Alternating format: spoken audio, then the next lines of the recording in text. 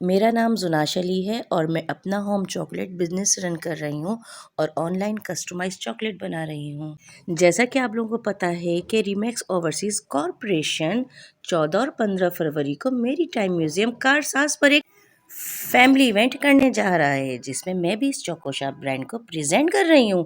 आप लोग भी आए हमारे इस इवेंट का हिस्सा बने, हमें सपोर्ट करें और इन्जॉय करें। कवाली नाइट, म्यूजिकल नाइट, बच्चों के लिए बहुत सारी फन एक्टिविटीज़, गेम जोन और बहुत कुछ। आए और इस इवेंट का हिस्सा बने।